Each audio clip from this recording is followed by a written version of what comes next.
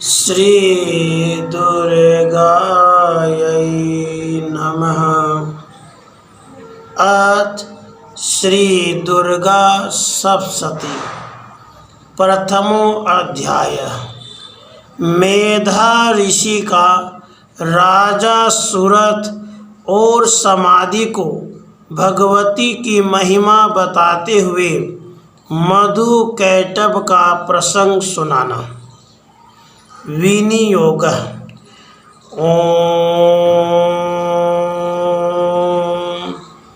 प्रथम चरित्रस्य ब्रह्मा ऋषि महाकाली देवता गायत्री छंदः नंदा शक्ति रक्तदंतिका बीजम अग्निस्तवं ऋग्वेदः स्वरूपं श्री महाकाली प्रीत्यर्थे प्रथम चरित्र जपे विनियोगः।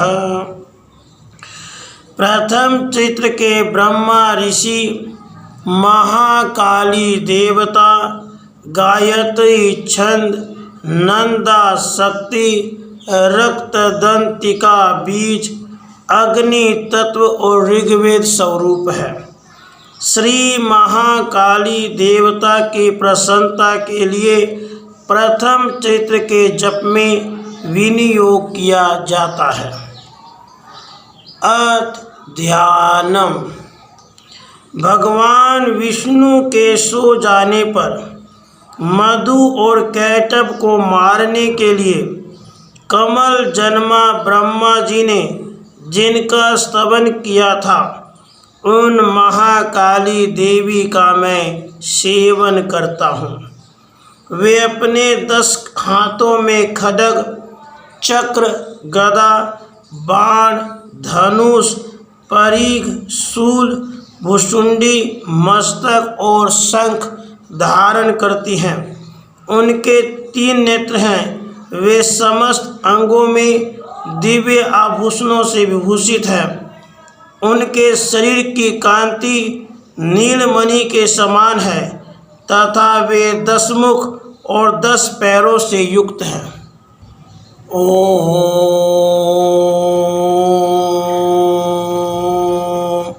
नमः चंडिकायै। मार्कंडेय जी बोले, सूर्य के पुत्र सावर्णी जो 8वें मनु कहे जाते हैं, उनकी उत्पत्ति की कथा विस्तार पूर्वक कहता हूँ, सुनो। सूर्य कुमार महाभाग सावर्णी भगवती महामाया के अनुग्रह से जिस प्रकार मनवंतर के स्वामी हुए, वही प्रसंग सुनाता हूँ। पूर्व काल की बात है। स्वारोचिष मनवंतर में सूरत नाम के एक राजा थे, जो चैत्र वंश में उत्पन्न हुए थे। उनका समस्त भूमंडल पर अधिकार था। वे प्रजा का अपने औरस पुत्रों की भांति धर्म पूर्वक पालन करते थे। तो भी उस समय कोला विध्वंसी नाम के क्षत्रिय उनके शत्रु हो गए। राजा सूरत की दंड नीति बड़ी प्रबल थी। उनका शत्रुओं के साथ संग्राम हुआ। यद्यपि कोला विध्वंसी संख्या में कम थे, तो भी राजा सूरत युद्ध में उनसे परास्त हो गए। तब वे युद्ध भूमि से अपने नगर को लौट आए और केवल अपने देश के राजा होकर रहने लगे। समूची पृथ्वी से अब उनका अधिकार जाता रहा, किंतु वहाँ भी उन प्रबल शत्रुओं ने उस समय महाभाग राजा सूरत पर आक्रमण कर दिया। राजा का बल क्षीण हो चला था, इसलिए उनके दुष्ट, बलवान एवं दुरात्मा मंत्रियों ने वहाँ उनकी राजधानी में भी राजकीय सेना और खजाने को हथिया लिया। सूरत का प्रभुत्व नष्ट हो चुका था, इसलिए वे शिकार खेलने के बहाने घोड़े पर सवार हो वहाँ से अकेले ही एक घने जंगल में चले गए। वहाँ उन्होंने विप्रवर वेदा मुनि का आश्रम देखा, जहाँ कितने हिंसक जीव अपनी स्वाभाविक हिंसावृत्ति छोड़कर परम शांत भाव से रहते थे। मुनि के बहुत से शिष्य उस वन की शोभा बढ़ा रहे थे। वहाँ जाने पर मुनि ने उनका सत्कार किया और वे उन मुनि श्रेष्ठ के आश्रम पर इधर उधर विचरते हुए कुछ काल तक रहे। फिर ममता से आकर्षित होकर वहाँ इस प्रकार की चिंता करने लगे। पूर्व काल में मेरे पूर्वजों ने जिसका पालन किया था, वही नगर आज मुझसे रहित है। पता नहीं मेरे दुराचारी भृत्यगण उसकी धर्मपूर्वक रक्षा करते हैं या नहीं।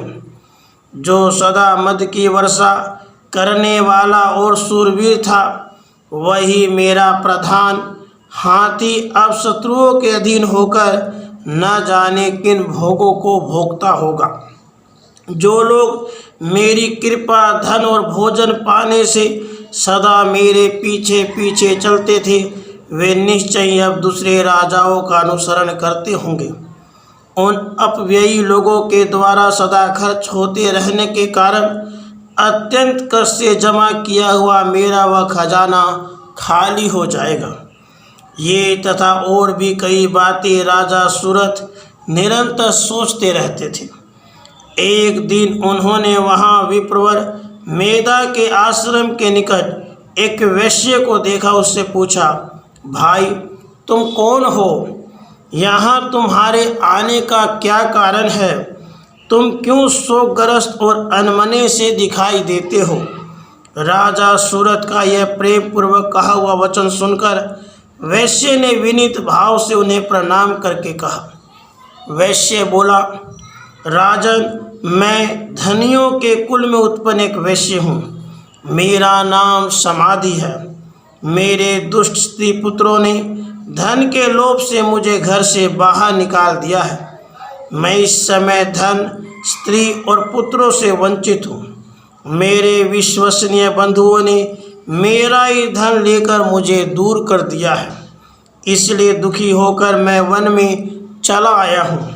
यहाँ रहकर मैं इस बात को नहीं जानता कि मेरे पुत्रों की, स्त्री की और सब जनों की कुशल है या नहीं। इस समय घर में वे कुशल से रहते हैं अथवा उन्हें कोई कष्ट है। वे मेरे पुत्र कैसे हैं? क्या वे सदाचारी हैं अथवा दुराचारी हो गए हैं? राजा ने पूछा, जिन लोभी स्त्री पुत्र आदि ने धन के कारण तुम्हें घर से निकाल दिया, उनके प्रति तुम्हारे चित्त में इतना स्नेह का बंधन क्यों है? वैश्य बोला, आप मेरे विषय में जैसी बात कहते हैं वह सब ठीक है, किंतु क्या करूं? मेरा मन निष्ठुरता नहीं धारण करता। जिन्होंने धन के लोभ में पड़कर पिता के प्रति स्नेह, पति के प्रति प्रेम तथा आत्मीय जन के प्रति अनुराग को तिलांजलि दे मुझे घर से निकाल दिया है, उन्हीं के प्रति मेरे हृदय में इतना स्नेह है। महामति, गुणहीन बंधुओं के प्रति भी जो मेरा चित्त इस प्रकार प्रेम मग्न हो रहा है, यह क्या है? इस बात को मैं जानकर भी नहीं जान पाता। उनके लिए मैं लंबी सांसें ले रहा हूँ और मेरा हृदय अत्यंत दुखित हो रहा है। उन लोगों में प्रेम का सर्वथा अभाव है, तो भी उनके प्रति जो मेरा मन निष्ठुर नहीं हो पाता, उसके लिए मैं क्या करूं? मार्कंडेय जी कहते हैं, ब्राह्मण, उसके बाद राजाओं में श्रेष्ठ सूरत और वह समाधि नामक वैश्य दोनों साथ साथ मेधा मुनि की सेवा में उपस्थित हुए और उनके साथ यथा योग्य न्याय अनुकूल विनयपूर्ण बर्ताव करके बैठे। उसके बाद वैश्य और राजा ने कुछ वार्तालाप आरंभ किया। राजा ने कहा, भगवान, मैं आपसे एक बात पूछना चाहता हूँ, उसे बताइए। मेरा चित्त अपने अधीन न होने के कारण वह बात मेरे मन को बहुत दुख देती है। जो राज्य मेरे हाथ से चला गया है उसमें और उसके संपूर्ण अंगों में मेरी ममता बनी हुई है। मुनि श्रेष्ठ, यह जानते हुए भी कि अब वह मेरा नहीं है, अज्ञानी की भांति मुझे इसके लिए दुख होता है। यह क्या है? इधर यह वैश्य भी घर से अपमानित होकर आया है, इसके पुत्र, स्त्री और भृत्यों ने इसे छोड़ दिया है, सब जनों ने भी इसका परित्याग कर दिया है, तो भी यह उनके प्रति अत्यंत हार्दिक स्नेह रखता है। इस प्रकार यह और मैं दोनों ही बहुत दुखी हैं। जिसमें प्रत्यक्ष दोष देखा गया है उस विषय के लिए भी हमारे मन में ममता जनित आकर्षण पैदा हो रहा है। महाभाग, हम दोनों समझदार हैं, तो भी हम में जो मोह पैदा हुआ है यह क्या है? विवेक शून्य पुरुष की भांति मुझ में और इसमें भी यह मूढ़ता प्रत्यक्ष दिखाई देती है। ऋषि बोली, महाभाग, विषय मार्ग का ज्ञान जब जीवों को होता है, इसी प्रकार विषय भी सबके लिए अलग अलग है। कुछ प्राणी दिन में नहीं देखते और दूसरे रात में ही नहीं देखते, तथा कुछ जीव ऐसे हैं जो दिन और रात्रि में ही बराबर ही देखते हैं। यह ठीक है कि मनुष्य समझदार होते हैं, किंतु केवल वे ही ऐसे नहीं होते। पशु, पक्षी और मृग आदि सभी प्राणी समझदार होते हैं। मनुष्यों की समझ भी वैसी होती है जैसी उन मृग और पक्षियों की होती है, तथा जैसी मनुष्यों की होती है वैसी ही उन मृग, पक्षी आदि की होती है। यह तथा अन्य बातें भी प्रायः दोनों में समान ही है। समझ होने पर भी इन पक्षियों को तो देखो, ये स्वयं भूख से पीड़ित होते हुए भी मोहवश बच्चों की चोंच में कितने चाव से अन्न के दाने डाल रहे हैं। नरश्रेष्ठ, क्या तुम नहीं देखते कि ये मनुष्य समझदार होते हुए भी लोभवश अपने किए हुए उपकार का बदला पाने के लिए पुत्रों की अभिलाषा करते हैं? यद्यपि उन सब में समझ की कमी नहीं है, फिर भी वे संसार की स्थिति, जन्म मरण की परंपरा बनाए रखने वाली भगवती महामाया के प्रभाव द्वारा ममता में भंवर से युक्त मोह के गहरे गर्त में गिराए गए हैं। इसमें आश्चर्य नहीं करना चाहिए। जगदीश्वर भगवान विष्णु की योग निद्रा रूपा जो भगवती महामाया है, उन्हीं से यह जगत मोहित हो रहा है। वे भगवती महामाया देवी ज्ञानियों के भी चित्त को बलपूर्वक खींचकर मोह में डाल देती हैं। वे ही संपूर्ण चराचर जगत की सृष्टि करती हैं, तथा वे ही प्रसन्न होने पर मनुष्यों को मुक्ति के लिए वरदान देती हैं। वे ही पराविद्या, संसार बंधन और मोक्ष की हेतु भूता सनातनी देवी तथा संपूर्ण ईश्वरों की भी अधीश्वरी है। राजा ने पूछा, भगवान, जिन्हें आप महामाया कहते हैं वे देवी कौन हैं? ब्राह्मण, उनका आविर्भाव कैसे हुआ? उनके चरित्र कौन कौन हैं? ब्रह्मवेताओं में श्रेष्ठ महर्षि उन देवी का जैसा प्रभाव हो, जैसा स्वरूप हो और जिस प्रकार प्रादुर्भाव हुआ हो, वह सब मैं आपके मुख से सुनना चाहता हूँ। ऋषि बोले, राजन, वास्तव में तो वे देवी नित्य स्वरूपा ही हैं। संपूर्ण जगत उन्हीं का रूप है तथा उन्होंने समस्त विश्व को व्याप्त कर रखा है। फिर भी उनका प्राकट्य अनेक प्रकार से होता है। वह मुझसे सुनो। यद्यपि वे नित्य और अजन्मा हैं, तथापि जब देवताओं का कार्य सिद्ध करने के लिए प्रकट होती हैं, उस समय लोक में उत्पन्न हुई कहलाती है। कल्प के अंत में जब संपूर्ण जगत एकारणों में निमग्न हो रहा था और सबके प्रभु भगवान विष्णु शेषनाग के सैया बिछाकर योग निद्रा का आश्रय ले सो रहे थे, उस समय उनके कानों के मैल से दो भयंकर असुर उत्पन्न हुए, जो मधु और कैटभ के नाम से विख्यात थे। वे दोनों ब्रह्मा जी का वध करने को तैयार हो गए। भगवान विष्णु के नाभि कमल में विराजमान प्रजापति ब्रह्मा जी ने जब उन दोनों भयानक असुरों को अपने पास आया और भगवान को सोया हुआ देखा।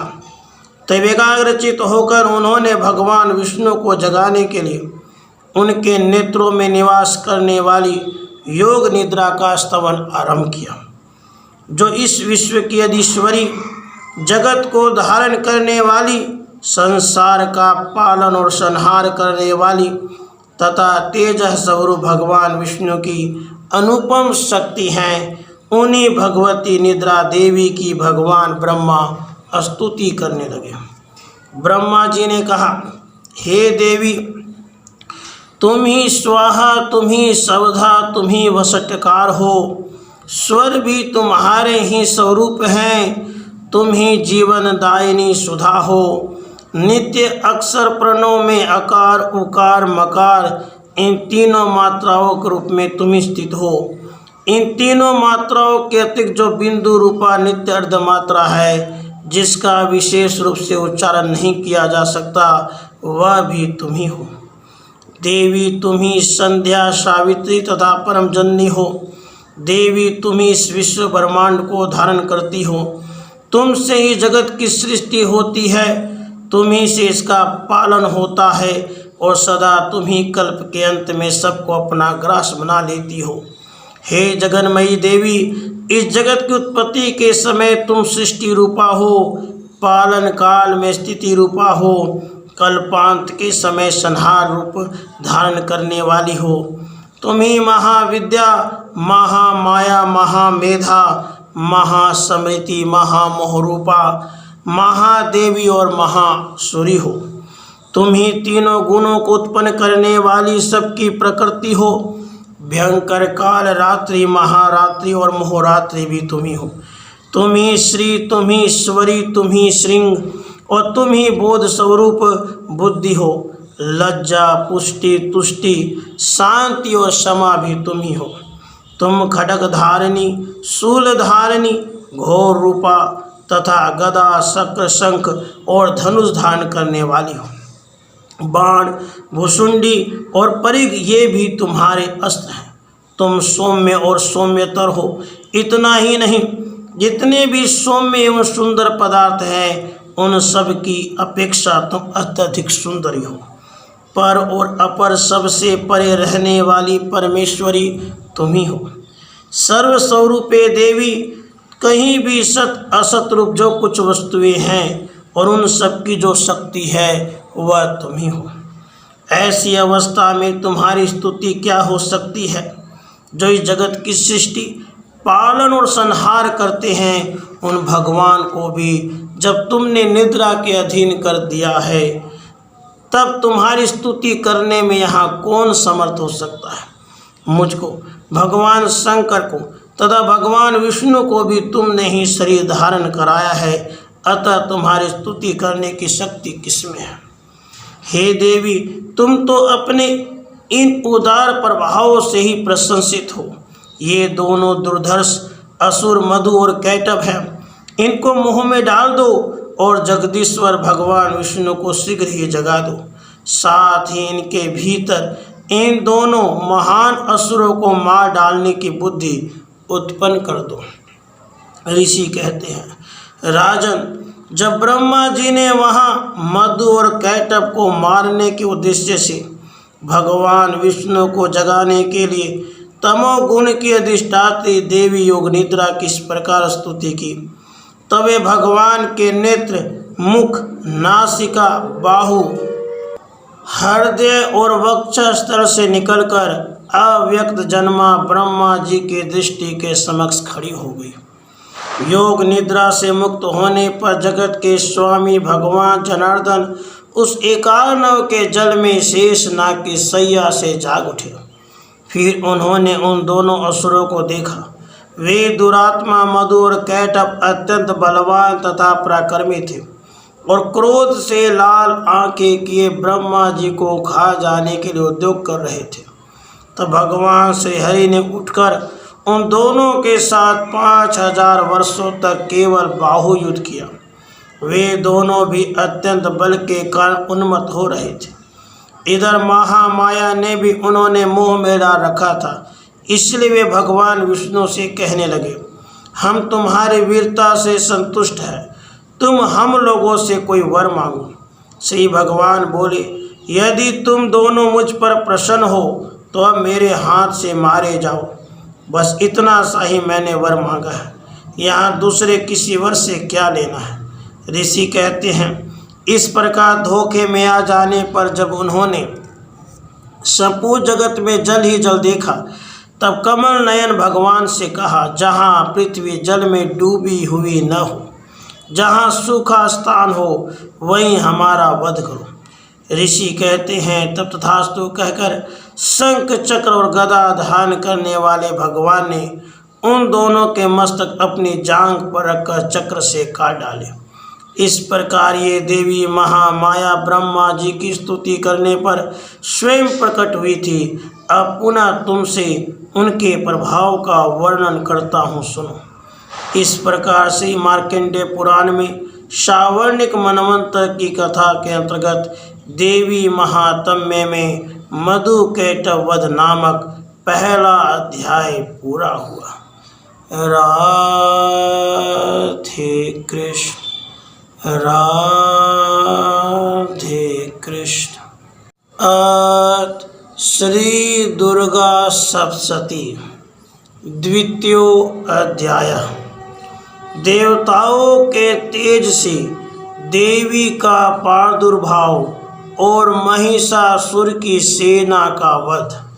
विनियोग। ओम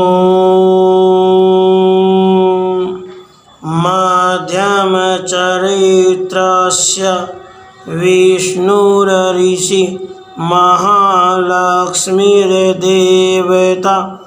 उशनिक छन्दः शाकम्भरी शक्ति दुर्गा बीजं वायुस्तत्वं यजुर्वेदः स्वरूपं श्री महालक्ष्मी प्रीत्यर्थं मध्यम चरित्र जपे विनियोगः। ओम मध्यम चरित्र के विष्णु ऋषि महालक्ष्मी देवता उष्णिक छंद शाकंभरी शक्ति दुर्गा बीज वायु तत्व और यजुर्वेद स्वरूप है। श्री महालक्ष्मी की प्रसन्नता के लिए मध्यम चरित्र के पाठ में इसका विनियोग है। ध्यानम। मैं कमल के आसन पर बैठी हुई प्रसन्न मुख वाली महिषासुर मर्दिनी भगवती महालक्ष्मी जी का भजन करता हूँ, जो अपने हाथों में अक्षमाला, फरसा, गदा, बाण, वज्र, पद्म, धनुष, कुंडिका, दंड, शक्ति, खड्ग, ढाल, शंख, घंटा, मधुपात्र, शूल, पाश और चक्र धारण करती हैं। ऋषि कहते हैं, पूर्व काल में देवताओं और असुरों में पूरे 100 वर्षों तक घोर संग्राम हुआ था। उसमें असुरों का स्वामी महिषासुर था और देवताओं के नायक इंद्र थे। उस युद्ध में देवताओं की सेना महाबली असुरों से परास्त हो गई। संपूर्ण देवताओं को जीतकर महिषासुर इंद्र बन बैठा। तब पराजित देवता प्रजापति ब्रह्मा जी को आगे करके उस स्थान पर गए जहाँ भगवान शंकर और विष्णु विराजमान थे। देवताओं ने महिषासुर के पराक्रम तथा अपनी पराजय का यथावत वृत्तांत उन दोनों देवेश्वरों से विस्तार पूर्वक कह सुनाया। वे बोले, भगवान, महिषासुर सूर्य, इंद्र, अग्नि, वायु, चंद्रमा, यम, वरुण तथा अन्य देवताओं के भी अधिकार छीनकर स्वयं ही सबका अधिष्ठाता बना बैठा है। उस दुरात्मा महिष ने समस्त देवताओं को स्वर्ग से निकाल दिया है। अब वे मनुष्यों की भांति पृथ्वी पर विचरते हैं। दैत्यों की यह सारी करतूत हमने आप लोगों से कह सुनाई। अब हम आपकी ही शरण में आए हैं, उसके वध का कोई उपाय सोचिए। इस प्रकार देवताओं के वचन सुनकर भगवान विष्णु और शिव ने दैत्यों पर बड़ा क्रोध किया। उनकी भौहें तन गई और मुंह टेढ़ा हो गया। तब अत्यंत कोप में भरे हुए चक्रपाणी श्री विष्णु जी के मुख से एक महान तेज प्रकट हुआ। इसी प्रकार ब्रह्मा, शंकर तथा इंद्र आदि अन्य अन्य देवताओं के शरीर से भी बड़ा भारी तेज निकला। वह सब मिलकर एक हो गया। महान तेज का वह पुंज जाज्वल्यमान पर्वत सा जान पड़ा। देवताओं ने देखा, वहाँ उसकी ज्वालाएं संपूर्ण दिशाओं में व्याप्त हो रही थीं। संपूर्ण देवताओं के शरीर से प्रकट हुए उस तेज की कहीं तुलना नहीं थी। एकत्रित होने पर वह एक नारी के रूप में परिणत हो गया और उसके प्रकाश से तीनों लोकों में व्याप्त जान पड़ा। भगवान शंकर का जो तेज था उससे उस देवी का मुख प्रकट हुआ। यमराज के तेज से उसके शरीर में बाल निकल आए। श्री विष्णु भगवान के तेज से उसकी भुजाएं उत्पन्न हुई। चंद्रमा के तेज से दोनों स्तनों का और इंद्र के तेज से मध्य भाग कटी प्रदेश का प्रादुर्भाव हुआ। वरुण के तेज से जंघा और पिंडली तथा पृथ्वी के तेज से नितंब भाग प्रकट हुआ। ब्रह्मा के तेज से दोनों चरण और सूर्य के तेज से उसकी अंगुलियां हुई।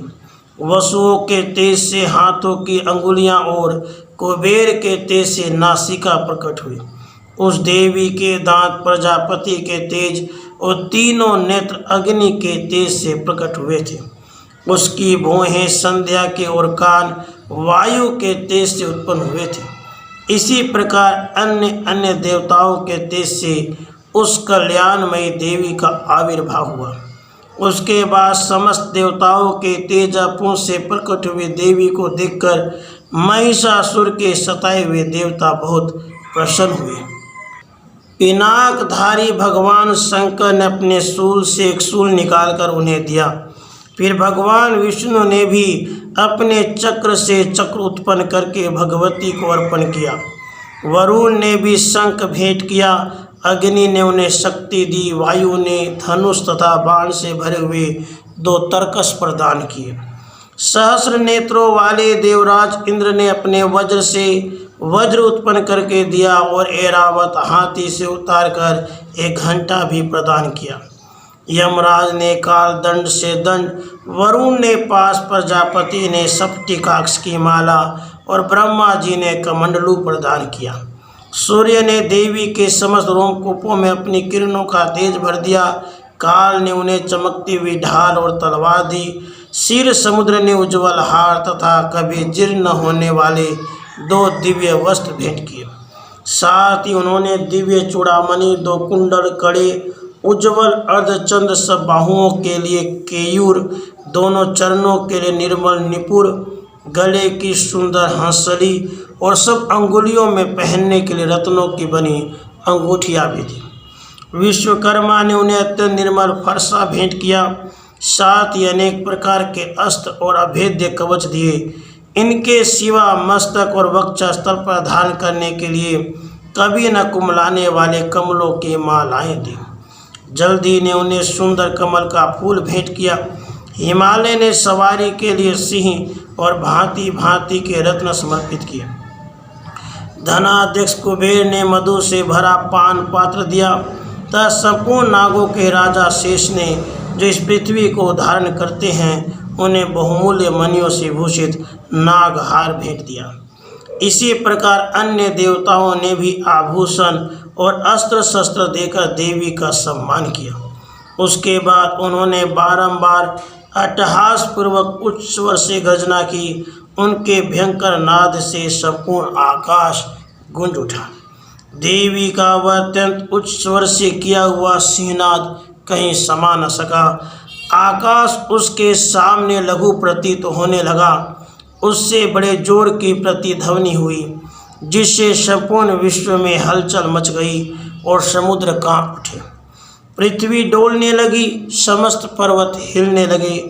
उस समय देवताओं ने अत्यंत प्रसन्नता के साथ सिंहवाहिनी भवानी से कहा, देवी तुम्हारी जय हो। साथ ही महर्षियों ने भक्ति भाव से विनम्र होकर उनका स्तवन किया। संपूर्ण त्रिलोकी को शोभग्रस्त देख दैत्यगण अपनी समस्त सेना को कवच आदि से सुसज्जित कर हाथों में हथियार ले सहसा उठकर खड़े हो गए। उस समय महिषासुर ने बड़े क्रोध में आकर कहा, आह, यह क्या हो रहा है। फिर वह संपूर्ण असुरों से घिरकर उस सिंहनाद की ओर लक्ष्य करके दौड़ा और आगे पहुंचकर उसने देवी को देखा जो अपनी प्रभा से तीनों लोकों को प्रकाशित कर रही थी। उनके चरणों के भार से पृथ्वी दबी जा रही थी, माथे के मुकुट से आकाश में रेखा से खींच रही थी तथा वे अपने धनुष की टंकार से सातों पातालों को शुद्ध किए देती थी। देवी अपनी हजारों भुजाओं से संपूर्ण दिशाओं को आच्छादित करके खड़ी थी। उसके बाद उनके साथ दैत्यों का युद्ध छिड़ गया। नाना प्रकार के अस्त्र शस्त्रों के प्रहार से संपूर्ण दिशाएं उद्भासित होने लगी। चिक्षुर नामक महान असुर महिषासुर का सेना नायक था। वह देवी के साथ युद्ध करने लगा। अन्य दैत्यों की चतुरंगनी सेना साथ लेकर चामर भी लड़ने लगा। 60,000 रथियों के साथ आकर उदग्र नामक महादैत्य ने लोहा लिया। 1 करोड़ रथियों को साथ लेकर महाहनु नामक दैत्य युद्ध करने लगा, जिसके रोए तलवार के समान तीखे थे। वह असीलोमा नामक महादैत्य 5 करोड़ रथी सैनिकों सहित युद्ध में आ डटा। 60 लाख रथियों से घिरा हुआ बास्कल नामक दैत्य भी उस युद्ध भूमि में लड़ने लगा। परिवारित नामक राक्षस हाथी सवार और घुड़सवारों के अनेक दलों तथा 1 करोड़ रथियों की सेना लेकर युद्ध करने लगा। बिडाल नामक दैत्य 5 अरब रथियों से घिर कर लोहा लेने लगा। इनके अतिरिक्त और भी हजारों महादैत्य रथ, हाथी और घोड़ों के सेना साथ लेकर वहां देवी के साथ युद्ध करने लगे। स्वयं महिषासुर उस रणभूमि में कोटि कोटि सहस्र रथ, हाथी और घोड़ों की सेना से घिरा हुआ खड़ा था। वे दैत्य देवी के साथ तोमर, भिंदीपाल, शक्ति, मुसल, खड्ग, परशु और पटिस आदि अस्त्र शस्त्रों का प्रहार करते हुए युद्ध कर रहे थे। कुछ दैत्यों ने उन पर शक्ति का प्रहार किया, कुछ लोगों ने बाँस फेंके तथा कुछ दूसरे दैत्यों ने खड्ग प्रहार करके देवी को मार डालने का उद्योग किया। देवी ने भी क्रोध में भरकर खेल खेल में ही अपने अस्त्र शस्त्रों की वर्षा करके दैत्यों के वे समस्त अस्त्र शस्त्र काट डाले। उनके मुख पर परिश्रम या थकावट का रंच मात्र भी चिन्ह नहीं था। देवता और ऋषि उनकी स्तुति करते थे और वे भगवती परमेश्वरी दैत्यों के शरीरों पर अस्त्र शस्त्रों की वर्षा करती रही। देवी का वाहन सिंह भी क्रोध में भरकर गर्दन के बालों को हिलाता हुआ असुरों की सेना में इस प्रकार विचरने लगा, मानो वनों में दावा नल फैल रहा हो। रणभूमि में दैत्यों के साथ युद्ध करती हुई अंबिका देवी ने जितने निःश्वास छोड़े वे सभी तत्काल सैकड़ों हजारों गणों के रूप में प्रकट हो गए। परशु, भिंदीपाल, खड्ग तथा पटिस आदि अस्त्रों द्वारा असुरों का सामना करने लगे। देवी की शक्ति से बढ़े हुए वे गण असुरों का नाश करते हुए नगाड़ा और शंख आदि बाजे बजाने लगे। उस संग्राम महोत्सव में कितने ही गण मृदंग बजा रहे थे। उसके बाद देवी ने त्रिशूल से, गदा से, शक्ति की वर्षा से, खड्ग आदि से सैकड़ों महादैत्यों का संहार कर डाला। कितने को घंटे के भयंकर नाद से मूर्छित करके मार गिराया। बहुतेरे दैत्यों को पास से बांधकर धरती पर घसीटा। कितने ही दैत्य उनकी तीखी तलवार के मार से 2-2 टुकड़े हो गए। कितने ही गदा की चोट से घायल हो धरती पर सो गए। कितने ही मूसल की मार से अत्यंत आह होकर रक्त बमन करने लगे। कुछ दैत्य शूल से छाती फट जाने का पृथ्वी पर ढेर हो गए। उस रणांगन में बाण समूहों की वृष्टि से कितने ही असुरों की कमर टूट गई। बाज की तरह झपटने वाले देव पीड़क दैत्यगण अपने प्राणों से हाथ धोने लगे। किन्हीं की बाहें छिन भिन हो गई, कितनों की गर्दनें कट गई, कितने ही दैत्यों के मस्तक कट कट कर गिरने लगे। कुछ लोगों के शरीर मध्य भाग में ही विदीर्ण हो गए। कितने ही महादैत्य जांघें कट जाने से पृथ्वी पर गिर पड़े। कितनों के ही देवी ने एक बाह, एक पैर और एक नेत्र वाले करके 2 टुकड़ों में चीर डाला। कितने ही दैत्य मस्तक कट जाने पर भी गिरकर फिर उठ जाते और केवल धड़ के ही रूप में अच्छे अच्छे हथियार हाथ में ले देवी के साथ युद्ध करने लगते थे। दूसरे कबंध युद्ध के बाजों की लय पर नाचते थे। कितने ही बिना सिर के धड़ हाथों में खड्ग शक्ति और ऋषि के लिए दौड़ते थे तथा दूसरे दूसरे महादैत्य ठहरो ठहरो यह कहते हुए देवी को युद्ध के लिए ललकारते थे। जब वह घोर संग्राम हुआ था, वहाँ की धरती देवी के गिराए हुए रथ, हाथी, घोड़े और असुरों की लाशों से ऐसी पड़ गई कि वहाँ चलना फिरना असंभव हो गया। दैत्यों की सेना में हाथी, घोड़े और असुरों के शरीरों से इतनी अधिक मात्रा में रक्तपात हुआ था कि थोड़े ही देर में वहाँ खून की बड़ी बड़ी नदियाँ बहने लगीं। जगदम्बा जी ने असुरों की विशाल सेना को क्षण भर में नष्ट कर दिया, ठीक उसी तरह जैसे तीन और काट के भारी ढेर को आग कुछ ही क्षणों में भस्म कर देती है। और वह सिंह भी गर्दन के बालों को हिला हिलाकर जोर जोर से गर्जना करता हुआ दैत्यों के शरीरों से मानो उनके प्राण चुने लेता था। वहाँ देवी के गणों ने भी उन महादैत्यों के साथ ऐसा युद्ध किया जिससे आकाश में खड़े हुए देवतागण उन पर बहुत संतुष्ट हुए और फूल बरसाने लगे। इस प्रकार श्री मार्कंडेय पुराण में सावर्णिक मनवंतर की कथा के अंतर्गत देवी महात्म्य में महिषासुर की सेना का वध नामक दूसरा अध्याय पूरा हुआ। राधे कृष्ण राधे कृष्ण। श्री दुर्गा सप्तशती तृतीयो अध्याय। सेनापतियों सहित महिषासुर का वध। ध्यानम। जगदम्बा जी के श्री अंगों की कांति उदय काल के सहस्रों सूर्यों के समान है। वे लाल रंग की रेशमी साड़ी पहने हुए हैं। उनके गले में मुंडमाला शोभा पा रही है। दोनों स्तनों पर रक्त चंदन का लेप लगा है।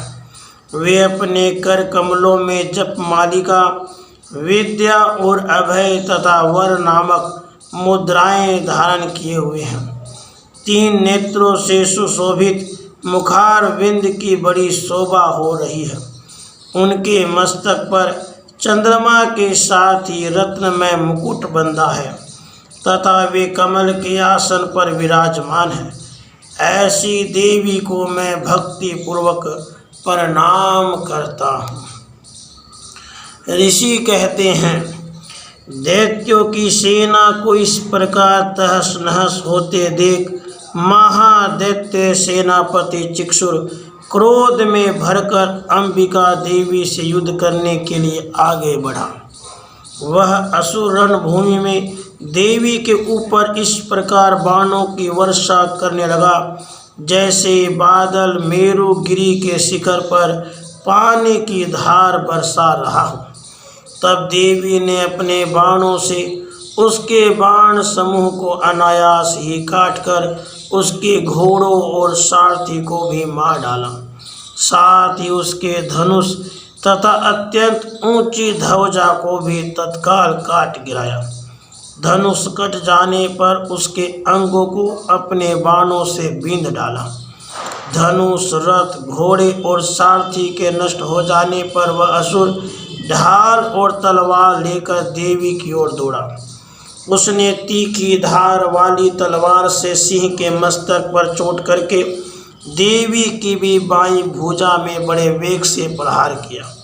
राजन, देवी की बाह पर पहुँचते ही वह तलवार टूट गई। फिर तो क्रोध से लाल आंखें करके उस राक्षस ने शूल हाथ में लिया और उसे उस महादैत्य ने भगवती भद्रकाली के ऊपर चलाया।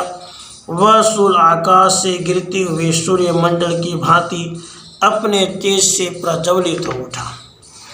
उस शूल को अपनी ओर आते देख देवी ने भी शूल का प्रहार किया। उससे राक्षस के शूल के सैकड़ों टुकड़े हो गए। साथ ही महादैत्य चिक्षुर की भी धज्जियां उड़ गई। वह प्राणों से हाथ धो बैठा। महिषासुर के सेनापति उस महाप्रकर्मी चिक्षुर के मारे जाने पर देवताओं को पीड़ा देने वाला चामर हाथी पर चढ़कर आया। उसने भी देवी के ऊपर शक्ति का प्रहार किया, किंतु जगदम्बा जी ने उसे अपने हुंकार से ही आहत एवं निष्प्रभ करके तत्काल पृथ्वी पर गिरा दिया। शक्ति टूटकर गिरी हुई देख चामर को बड़ा क्रोध हुआ। अब उसने शूल उठाया, किंतु देवी ने उसे भी अपने बाणों द्वारा काट डाला। इतने में ही देवी का सिंह उछलकर हाथी के मस्तक पर चढ़ बैठा और उस दैत्य के साथ खूब जोर लगाकर बाहुयुद्ध करने लगा। वे दोनों लड़ते लड़ते हाथी से पृथ्वी पर आ गए और अत्यंत क्रोध में भरकर एक दूसरे पर बड़े भयंकर प्रहार करते हुए लड़ने लगे। उसके बाद सिंह बड़े वेग से आकाश की ओर उछला और उधर से गिरते समय उसने पंजों की मार से चामर का सिर धड़ से अलग कर दिया। इसी प्रकार उदग्र भी शीला और वृक्ष आदि की मार खाकर रणभूमि में देवी के हाथ से मारा गया तथा कराल भी दांतों, मुख और थप्पड़ों की चोट से धराशायी हो गया। क्रोध में भरी हुई देवी ने गदा की चोट से उद्धत का कचूमर निकाल डाला। भिंदीपाल से वास्कल को तथा बाणों से ताम्र और अंधक को मौत के घाट उतार दिया। 3 नेत्रों वाली परमेश्वरी ने त्रिशूल से उग्रास्य, उग्रवीर्य तथा महाहनु नामक दैत्यों को मार डाला। तलवार की चोट से विडाल के मस्तक को धड़ से काट गिराया। दुर्धर और दुर्मुख इन दोनों को भी अपने बाणों से यमलोक भेज दिया। इस प्रकार अपनी सेना का संहार होता देख महिषासुर ने भैंसे का रूप धारण करके देवी के गुणों को त्रास देना आरंभ किया। किन्हीं को थुथुन से मारकर, किन्हीं के ऊपर खूरों का प्रहार करके, किन्हीं किन्हीं को पूंछ से चोट पहुंचाकर, कुछ को सींगों से विदीर्ण करके, कुछ गणों को वेग से, किन्हीं को सिंहनाद से, कुछ को चक्कर देकर और कितनों को निश्वास वायु के झोंके से धराशायी कर दिया। इस प्रकार गणों की सेना को गिराकर वासुर महादेवी के सिंह को मारने के लिए झपटा। इससे जगदम्बा जी को बड़ा क्रोध आया। उधर महापराक्रमी महिषासुर भी क्रोध में भरकर धरती को खुरों से खोदने लगा तथा अपने सींगों से ऊंचे ऊंचे पर्वत को उठाकर फेंकने और गरजने लगा। उसके वेग से चक्कर देने का पृथ्वी शुद्ध होकर फटने लगी। उसकी पूंछ से टकराकर समुद्र सब ओर से धरती को डुबोने लगा।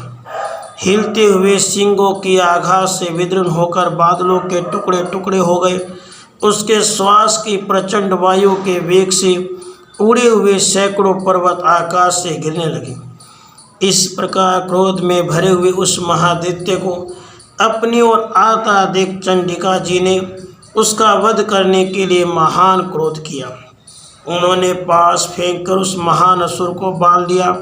उस महासंग्राम में बंध जाने पर उसने भैंसे का रूप त्याग दिया और तत्काल सिंह के रूप में वह प्रकट हो गया। उस अवस्था में जगदम्बा जी ज्यों ही उसका मस्तक काटने के लिए उद्यत हुई, त्यों ही वह खड्गधारी पुरुष के रूप में दिखाई देने लगा। तब देवी ने तुरंत ही बाणों की वर्षा करके ढाल और तलवार के साथ उस पुरुष को भी बीन डाला। इतने में वह महान गजराज के रूप में परिणत हो गया तथा अपनी सूंड से देवी के विशाल सिंह को खींचने और गरजने लगा। खींचते समय देवी ने तलवार से उसकी सूंड काट डाली। तब उस महादैत्य ने पुनः भैंसे का शरीर धारण कर लिया और पहले की ही भांति चराचर प्राणियों सहित तीनों लोकों को व्याकुल करने लगा। तब क्रोध में भरी हुई जगन माता चंडिका बारंबार उत्तम मधु का पान करने और लाल आंखें करके हंसने लगी। उधर वह बल और पराक्रम के मद से उन्मत्त हुआ राक्षस गरजने लगा और अपने सींगों से चंडी के ऊपर पर्वतों को फेंकने लगा। उस समय देवी अपने बाणों के समूहों से उसके फेंके हुए पर्वतों को चूर्ण करती हुई बोली। बोलते समय उनका मुख मधु के मद से लाल हो रहा था और वाणी लड़खड़ा रही थी। देवी ने कहा, ओ मूढ़, मैं जब तक मधु पीती हूँ तब तक तो क्षण भर के लिए खूब गरज ले। मेरे हाथ से यहीं तेरी मृत्यु हो जाने पर अब शीघ्र ही देवता भी गर्जना करेंगे। ऋषि कहते हैं, यूँ कहकर देवी उछली और उस महादैत्य के ऊपर चढ़ गई। फिर अपने पैरों से उसे दबाकर उन्होंने शूल से उसके कंठ में आघात किया। उनके पैर से दबा होने पर भी महिषासुर अपने मुख से दूसरे रूप से बाहर होने लगा। अभी आधे शरीर से ही वह बाहर निकलने पाया था कि देवी ने अपने प्रभाव से उसे रोक दिया। आधा निकला होने पर भी वह महादैत्य देवी से युद्ध करने लगा। तब देवी ने बहुत बड़ी तलवार से उसका मस्तक काट गिराया। फिर तो हाहाकार करती हुई दैत्यों की सारी सेना भाग गई और संपूर्ण देवता अत्यंत प्रसन्न हो गए। देवताओं ने दिव्य महर्षियों के साथ दुर्गा देवी का स्तवन किया। गंधर्वराज गाने लगे और अप्सराएं नृत्य करने लगी। इस प्रकार श्री मार्कंडेय पुराण में श्रावणिक मनवंतर की कथा के अंतर्गत देवी महात्म्य में महिषासुर वध नामक तीसरा अध्याय पूरा हुआ। राधे कृष्ण राधे कृष्ण। श्री दुर्गा सप्तशती चतुर्थो अध्याय। इंद्र आदि देवताओं द्वारा देवी की स्तुति। ध्यानम। सिद्धि की इच्छा रखने वाले पुरुष जिनकी सेवा करते हैं तथा देवता जिन्हें सब ओर से घेरे रहते हैं, उन जया नाम वाली दुर्गा देवी का ध्यान करें। उनके श्री अंगों की आभा काले मेघ के समान श्याम है। वे अपने कटाक्षों से शत्रु समूह को भय प्रदान करती हैं। उनके मस्तक पर आबद्ध चंद्रमा की रेखा शोभा पाती है। वे अपने हाथों में शंख, चक्र, कृपाण और त्रिशूल धारण करती हैं। उनके 3 नेत्र हैं। वे सिंह के कंधे पर चढ़ी हुई हैं और अपने तेज से तीनों लोकों को परिपूर्ण कर रही हैं। ऋषि कहते हैं, अत्यंत पराक्रमी दुरात्मा महिषासुर तथा उसकी दैत्य सेना की देवी के हाथ से मारे जाने पर इंद्र आदि देवता प्रणाम के लिए गर्दन तथा कंधे झुकाकर उन भगवती दुर्गा का उत्तम वचनों द्वारा स्तवन करने लगे। उस समय उनके सुंदर अंगों में अत्यंत हर्ष के का रोमांच हो आया था। देवता बोले, संपूर्ण देवताओं की शक्ति का समुदाय है जिनका स्वरूप है। जिन देवी ने अपने शक्ति से संपूर्ण जगत को व्याप्त कर रखा है, समस्त देवताओं और महर्षियों की पूजनिया उन जगदम्बा को हम भक्ति पूर्वक नमस्कार करते हैं। वे हम लोगों का कल्याण करें। जिनके अनुपम प्रभाव और बल का वर्णन करने में भगवान शेषनाग, ब्रह्मा जी तथा महादेव जी भी समर्थ नहीं हैं, वे भगवती चंडिका संपूर्ण जगत का पालन एवं अशुभ भय का नाश करने का विचार करें। जो पुण्यात्माओं के घरों में स्वयं ही लक्ष्मी रूप से, पापियों के यहाँ दरिद्रता रूप से, शुद्ध अंतःकरण वाले पुरुषों के हृदय में बुद्धि रूप से, सत्पुरुषों में श्रद्धा रूप से, कुलीन मनुष्य में लज्जा रूप से निवास करती हैं, उन आप भगवती दुर्गा को हम नमस्कार करते हैं। हे देवी, आप संपूर्ण विश्व का कल्याण कीजिए। हे देवी, आपकी इस अचिंत्य रूप का, असुरों का नाश करने वाले भारी पराक्रम का समस्त देवताओं और दैत्यों के समक्ष युद्ध में प्रकट किए हुए आपके अद्भुत चित्रों का हम किस प्रकार वर्णन करें। आप संपूर्ण जगत की उत्पत्ति में कारण हैं। आप में सत्वगुण, रजोगुण और तमोगुण है। ये तीनों गुण मौजूद हैं तो भी दोषों के साथ आपका संसर्ग नहीं जान पड़ता। भगवान विष्णु और महादेव जी आदि देवता भी आपका पार नहीं पाते। आप ही सबका आश्रय हैं। यह समस्त जगत आपका अंशभूत है, क्योंकि आप सबकी आदिभूत अव्याकृता परा प्रकृति है। देवी, संपूर्ण यज्ञों में जिसके उच्चारण से सब देवता तृप्ति लाभ करते हैं वह स्वः आप ही हैं।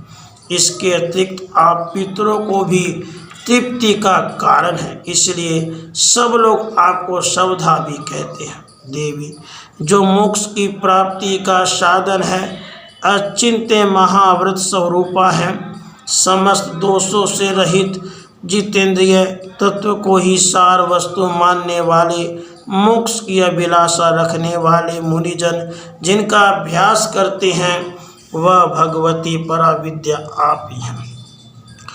आप शब्द स्वरूपा हैं। अत्यंत निर्मल ऋग्वेद, यजुर्वेद तथा उद्गीत के मनोहर पदों के पाठ से युक्त सामवेद का भी आधार आप ही हैं। आप देवी त्रयी, तीनों वेद और भगवती छह ऐश्वर्यों से युक्त हैं। इस विश्व की उत्पत्ति एवं पालन के लिए आप ही वार्ता, खेती एवं आजीविका के रूप में प्रकट हुई हैं। आप संपूर्ण जगत की घोर पीड़ा का नाश करने वाली हैं।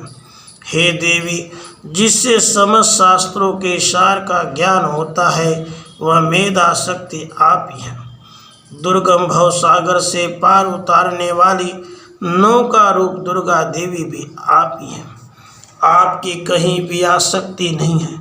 कैटभ के शत्रु भगवान विष्णु के वक्षस्थल में एकमात्र निवास करने वाली भगवती लक्ष्मी, भगवान चंद्रशेखर द्वारा सम्मानित गौरी देवी भी आप ही हैं। आपका मुख मंद मुस्कान से सुशोभित, निर्मल पूर्ण चंद्रमा के बिंब का अनुकरण करने वाला, उत्तम सुवर्ण की मनोहर कांति से कमनीय है। तो भी उसे देखकर महिषासुर को क्रोध हुआ और सहसा उसने उस पर प्रहार कर दिया। यह बड़े आश्चर्य की बात है। देवी, वही मुख जब क्रोध से युक्त होने पर उदय काल के चंद्रमा की भांति लाल और तनी हुई भौहों के कारण विकराल उठा, तब उसे देखकर जो महिषासुर के प्राण तुरंत नहीं निकल गए वह उससे भी बढ़कर आश्चर्य की बात है, क्योंकि क्रोध में भरे हुए यमराज को देखकर भला कौन जीवित रह सकता है। देवी, आप प्रसन्न हो। परमात्मा स्वरूपा आपके प्रसन्न होने पर जगत का अभ्युदय होता है और क्रोध में भर जाने पर आप तत्काल ही कितने कुलों का सर्वनाश कर डालती हैं। यह बात अभी अनुभव में आई है, क्योंकि महिषासुर की विशाल सेना क्षण भर में आपके कोप से नष्ट हो गई है। सदा अभ्युदय प्रदान करने वाली आप जिन पर प्रसन्न रहती हैं वे ही देश में सम्मानित हैं। उन्हीं को धन और यश की प्राप्ति होती है। उन्हीं का धर्म कभी शिथिल नहीं होता। वे ही अपने हष्ट पुष्ट स्त्री, पुत्र और भृत्यों के साथ धन्य माने जाते हैं। देवी, आपकी ही कृपा से पुण्य आत्मा पुरुष प्रतिदिन अत्यंत श्रद्धापूर्वक सदा सब प्रकार के धर्म अनुकूल कर्म करता है और उसके प्रभाव से स्वर्ग लोक में जाता है। इसलिए आप तीनों लोकों में निश्चय ही मनोवांछित फल देने वाली हैं। हे माँ दुर्गे, आप स्मरण करने पर सब प्राणियों का भय हर लेती हैं और स्वस्थ पुरुषों द्वारा चिंतन करने पर उन्हें परम कल्याणमयी बुद्धि प्रदान करती हैं। दुख, दरिद्रता और भय हरने वाली देवी, आपके सिवा दूसरी कौन है जिसका चित्त सबका उपकार करने के लिए सदा ही दयालु रहता है। हे देवी, इन राक्षसों के मारने से संसार को सुख मिले। ये राक्षस चिरकाल तक नरक में रहने के लिए भले ही पाप करते रहे हों, इस समय संग्राम में मृत्यु को प्राप्त होकर स्वर्ग लोक में जाएं। निश्चय यही सोचकर आप शत्रुओं का वध करती हैं। आप शत्रुओं पर शस्त्रों का प्रहार क्यों करती हैं? समस्त असुरों को दृष्टिपात मात्र से ही भस्म क्यों नहीं कर देती? इसमें एक रहस्य है। ये शत्रु भी हमारे शस्त्रों से पवित्र होकर उत्तम लोकों में जाएं, इस प्रकार उनके प्रति भी आपका विचार अत्यंत उत्तम रहता है। खड़ग के तेजापुंज के भयंकर दीप्ति से आपके त्रिशूल के अग्रभाग की घनीभूत प्रभा से चौंधिया कर जो असुरों की आंखें फूट नहीं गई, इसमें कारण यही था वे मनोहर रश्मियों से युक्त चंद्रमा के समान आनंद प्रदान करने वाले आपके सुंदर मुख का दर्शन करते थे। देवी, आपका सिर दुराचारियों के बुरे बर्ताव को दूर करने वाला है। साथ यह रूप ऐसा है जो कभी चिंतन में नहीं आ सकता और जिसका कभी दूसरों से तुलना भी नहीं हो सकती, तथा आपका बल और पराक्रम तो उन दैत्यों का भी नाश करने वाला है जो कभी देवताओं के पराक्रम को भी नष्ट कर चुके थे। इस प्रकार आपने शत्रुओं पर भी अपनी दया ही प्रकट की है। वरदायिनी देवी, आपके इस पराक्रम को किसके साथ तुलना हो सकती है। शत्रुओं को भय देने वाला अत्यंत मनोहर ऐसा रूप भी आपके सिवा और कहाँ है। हृदय में कृपा, युद्ध में निष्ठुरता, ये दोनों बातें तीनों लोकों के भीतर केवल आप में ही देखी गई है। हे माता, आपने शत्रुओं का नाश करके इस समस्त लोकी की रक्षा की है। उन शत्रुओं को भी युद्धभूमि मारकर स्वर्गलोक में पहुंचाया है तथा उन दैत्यों से प्राप्त होने वाले हम लोगों के भय को भी दूर कर दिया है। आपको हमारा नमस्कार है। हे देवी, आप शूल से हमारी रक्षा करो। अंबिके, आप खड्ग से भी हमारी रक्षा करो। घंटा की ध्वनि और धनुष के टंकार से भी हम लोगों की रक्षा करें। चंडिके, पूर्व, पश्चिम और दक्षिण दिशा में आप हमारी रक्षा करें। ईश्वरी, अपने त्रिशूल को घुमाकर आप उत्तर दिशा में भी हमारी रक्षा करें।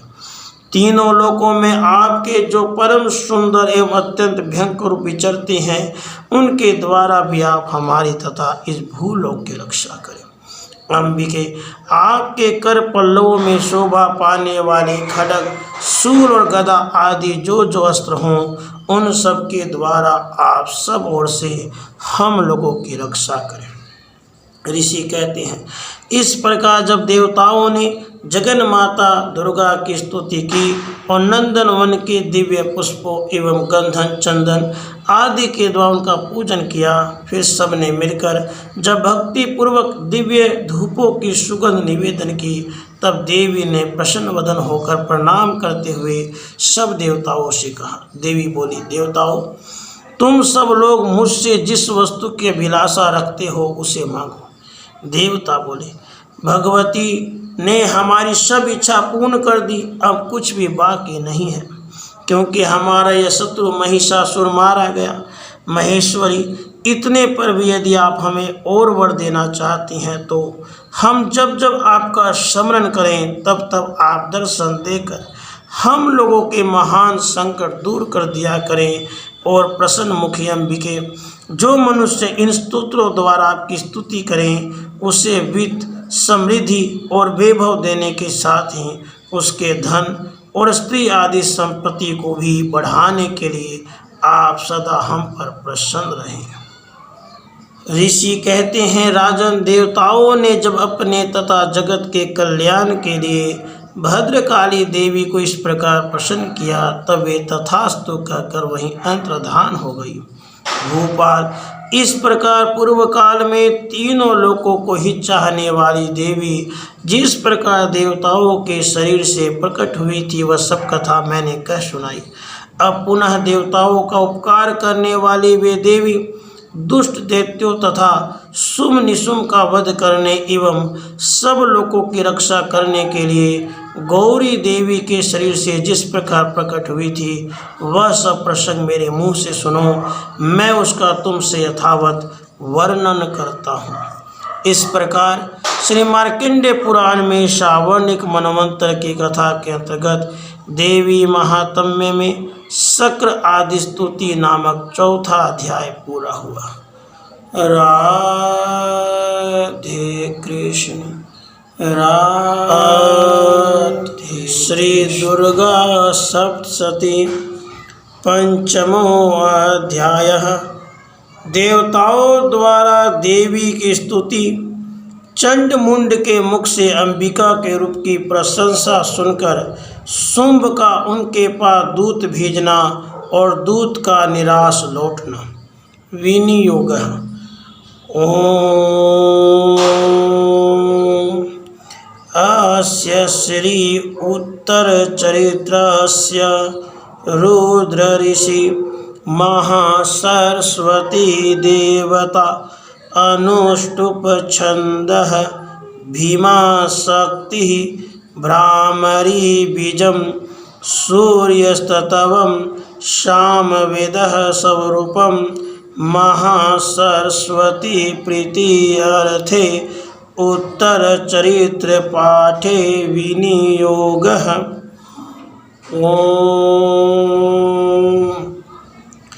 इस उत्तर चित्र के रुद्र ऋषि हैं, महासरस्वती देवता हैं, अनुष्टुप छंद है, भीमा शक्ति हैं, भ्रामरी बीज है, सूर्य तत्व है और शाम वेद स्वरूप है। महासरस्वती की प्रसन्नता के लिए उत्तर चित्र के पाठ में इसका विनियोग किया जाता है।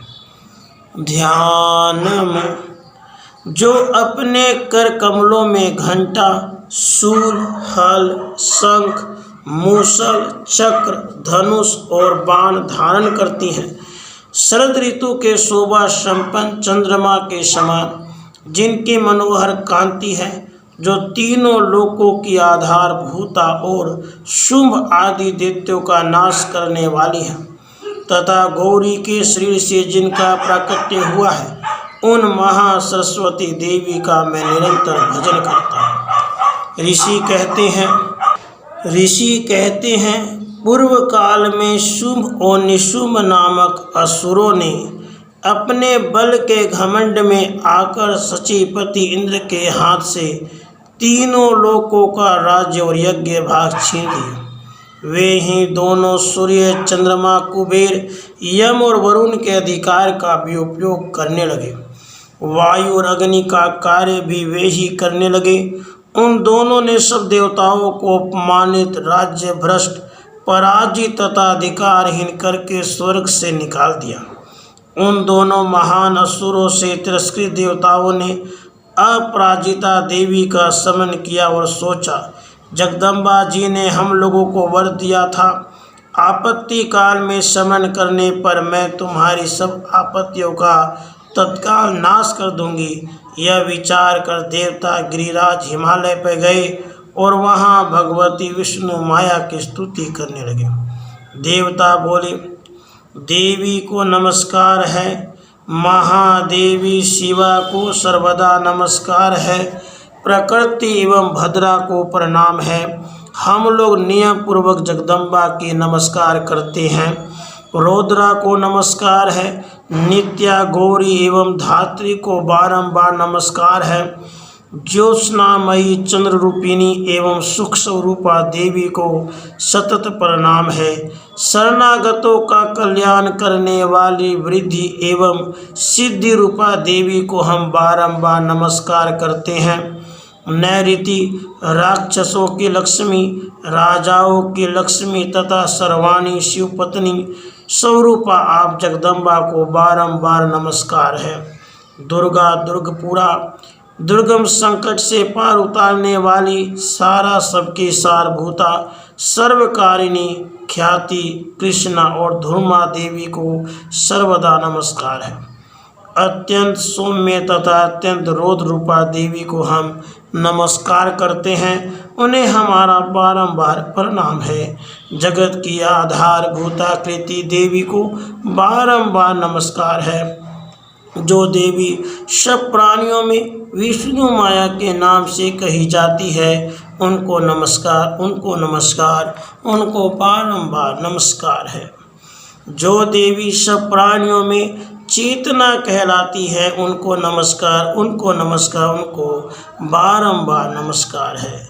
जो देवी सब प्राणियों में बुद्धि रूप से स्थित है, उनको नमस्कार, उनको नमस्कार, उनको बारंबार नमस्कार है।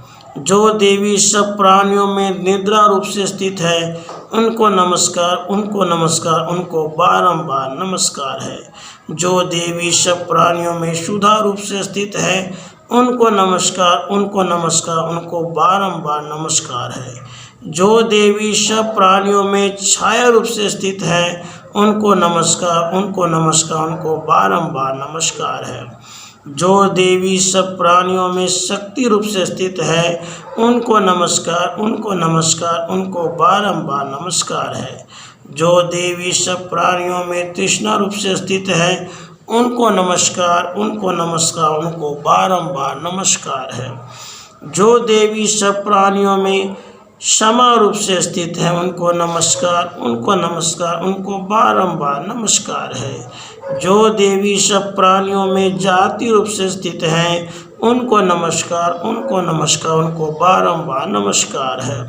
जो देवी सब प्राणियों में लज्जा रूप से स्थित है उनको नमस्कार, उनको नमस्कार, उनको बारंबार नमस्कार है। जो देवी सब प्राणियों में शांति रूप से स्थित है उनको नमस्कार, उनको नमस्कार, उनको बारंबार नमस्कार है।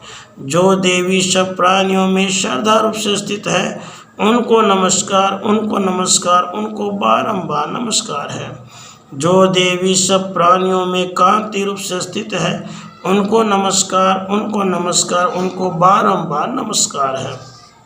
जो देवी सब प्राणियों में लक्ष्मी रूप से स्थित है उनको नमस्कार, उनको नमस्कार, उनको बारंबार नमस्कार है। जो देवी सब प्राणियों में वृत्ति रूप से स्थित है उनको नमस्कार, उनको नमस्कार, उनको बारंबार नमस्कार है। जो देवी सब प्राणियों में समृद्धि रूप से स्थित है उनको नमस्कार, उनको नमस्कार, उनको बारंबार नमस्कार है। जो देवी सब प्राणियों में दया रूप से स्थित है उनको नमस्कार, उनको नमस्कार, उनको बारंबार नमस्कार है। जो देवी सब प्राणियों में तुष्टि रूप से स्थित है उनको नमस्कार, उनको नमस्कार, उनको बारंबार नमस्कार है। जो देवी सब प्राणियों में माता रूप से स्थित है उनको नमस्कार, उनको नमस्कार, उनको बारंबार नमस्कार है। जो देवी सब प्राणियों में भ्रांति रूप से स्थित है उनको नमस्कार, उनको नमस्कार, उनको बारंबार नमस्कार है। जो जीवों के इंद्रिय वर्ग के अधिष्ठात्री देवी एवं सब प्राणियों में सदा व्याप्त रहने वाली हैं उन व्याप्ति देवी को बारंबार नमस्कार है। जो देवी चैतन्य रूप से इस संपूर्ण जगत को व्याप्त करके स्थित है उनको नमस्कार, उनको नमस्कार, उनको बारंबार नमस्कार है। पूर्व काल में अपने अभिष्ट की प्राप्ति होने से देवताओं ने जिनकी स्तुति की तथा देवराज इंद्र ने बहुत दिनों तक जिनका सेवन किया वह कल्याण की साधन भूता ईश्वरी हमारा कल्याण और मंगल करे और सारी आपत्तियों का नाश कर डाले। उदंड दैत्यों से सताए हुए हम सभी देवता जिन परमेश्वरी को इस समय नमस्कार करते हैं और जो भक्ति से विनम्र पुरुषों द्वारा स्मरण की जाने पर तत्काल ही संपूर्ण विपत्तियों का नाश कर देती हैं, वे जगदम्बा हमारा संकट दूर करें। ऋषि कहते हैं, राजन, इस प्रकार जब देवता स्तुति कर रहे थे उस समय पार्वती देवी गंगा जल के स्नान करने के लिए वहां आई। उन सुंदर बोहों वाली भगवती ने देवताओं से पूछा, आप लोग यहाँ किसकी स्तुति करते हैं? तब उन्हीं के शरीर कोश से प्रकट हुई शिवा देवी बोली, शुंभ दैत्य से तिरस्कृत और युद्ध में निशुंभ से पराजित हो यहाँ एकत्रित हुए ये समस्त देवता यह मेरी ही स्तुति कर रहे हैं।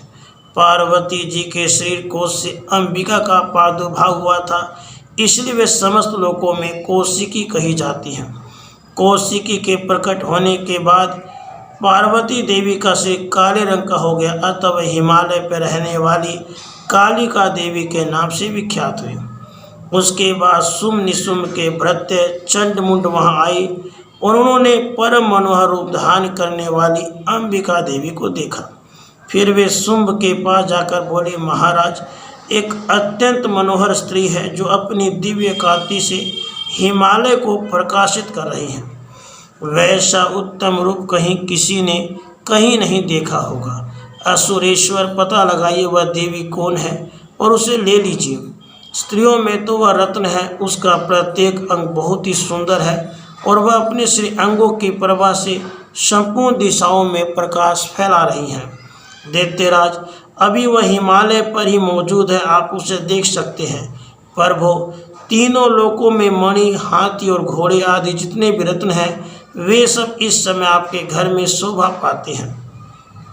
हाथियों में रत्न, ऐरावत, पारिजात का वृक्ष, यह उच्च सर्वा घोड़ा, यह सब आपने इंद्र से ले लिया है।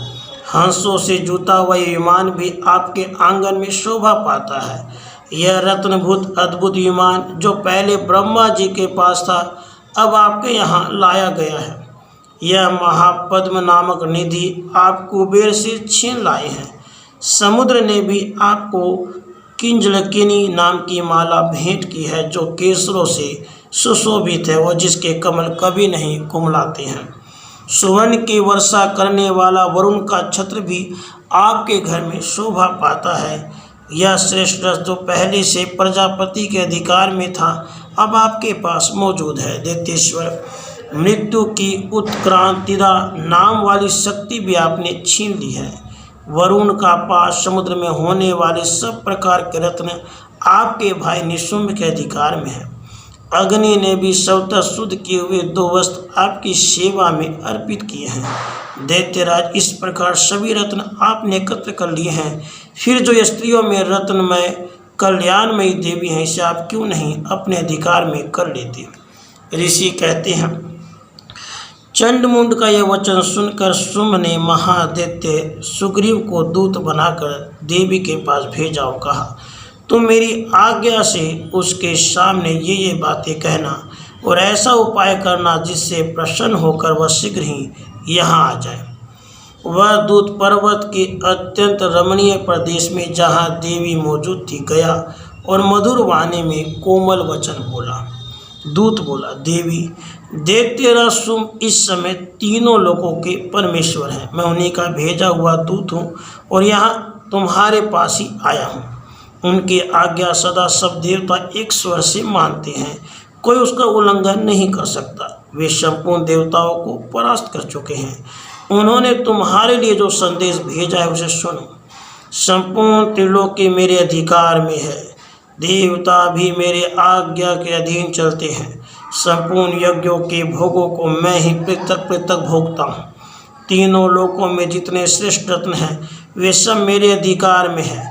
देवराज इंद्र का वाहन ऐरावत जो हाथियों में रत्न के समान है, मैंने छीन लिया है। क्षीर सागर का मंथन करने से जो अश्वरत्न उच्च सर्वा प्रकट हुआ था, उसे देवताओं ने मेरे पैरों में पड़कर समर्पित किया है। सुंदरी, उनके सिवा और भी जितने रत्नभूत पदार्थ देवताओं, गंधर्वों, नागों के पास थे, वे सब मेरे ही पास आ गए हैं। देवी, हम लोग तुम्हें संसार की स्त्रियों में रत्न मानते हैं, अतः तुम हमारे पास आ जाओ, क्योंकि रत्नों का उपभोग करने वाले हम ही हैं। चंचल कटाक्ष वाली सुंदरी, तुम मेरी या मेरे भाई महापराक्रमी निशुंभ की सेवा में आ जाओ, क्योंकि तुम रत्न स्वरूपा हो। मेरा वर्ण करने से तुम्हें तुलना रहित महान ऐश्वर्य की प्राप्ति होगी। अपनी बुद्धि से विचार कर तुम मेरी पत्नी बन जाओ। ऋषि कहते हैं, दूत की यूँ कहने पर कल्याणमयी भगवती दुर्गा देवी, जो इस जगत को धारण करती हैं, मन ही मन गंभीर भाव से मुस्कुराई और इस प्रकार बोली। देवी ने कहा, दूत, तुमने सत्य कहा है, इसमें तनिक भी मिथ्या नहीं है। शुंभ तीनों लोकों का स्वामी है और निशुंभ भी उसी के समान पराक्रमी है, किंतु इस विषय में मैंने जो प्रतिज्ञा कर रखी है उसे सुनो। मैंने अपने अल्पबुद्धि के कारण पहले से जो प्रतिज्ञा कर रखी है उसे सुनो। जो मुझे संग्राम में जीत लेगा, जो मेरे अभिमान को चूर्ण कर देगा, संसार में जो मेरे समान बलवान होगा, वही मेरा स्वामी होगा। इसलिए शुंभ अथवा महादित्य निशुंभ स्वयं यहाँ पधारे और मुझे जीत कर शीघ्र ही मेरा पानी ग्रहण कर लें। इसमें विलंब की क्या आवश्यकता है। दूत बोला, देवी, तुम घमंड में भरी हो, मेरे सामने ऐसी बातें न करो। तीनों लोकों में कौन ऐसा पुरुष है जो शुंभ निशुंभ के सामने खड़ा हो सके। देवी, अन्य देवताओं के सामने भी सारे देवता युद्ध में नहीं ठहर सकते, फिर तुम अकेली स्त्री होकर कैसे ठहर सकती हो। जिन शुंभ आदि देवताओं के सामने इंद्र आदि सब देवता भी युद्ध में खड़े नहीं हुए, उनके सामने तुम स्त्री होकर कैसे जाओगी? इसलिए तुम मेरे ही कहने से सुम निसुम के पास चली चलो। ऐसा करने से तुम्हारे गौरव की रक्षा होगी, अन्यथा जब वे केस पकड़कर घसीटेंगे तब तुम्हें अपनी प्रतिष्ठा खोकर जाना पड़ेगा। देवी ने कहा, तुम्हारा कहना ठीक है। शुंभ बलवान है और निशुंभ भी बड़े पराक्रमी है, किंतु क्या करूं? मैंने पहले बिना सोचे समझे प्रतिज्ञा कर ली है, अतः अब तुम जाओ। मैंने तुमसे जो कहा है वह सब दैत्यराज से आदरपूर्वक कहना, फिर वे जो उचित जान पड़े करें। इस प्रकार श्री मार्कंडेय पुराण में सावर्णिक धन्वंतर की कथा के अंतर्गत देवी महात्म्य में देवी दूत संवाद नामक 5वां अध्याय पूरा हुआ। राधे कृष्ण, राधे कृष्ण।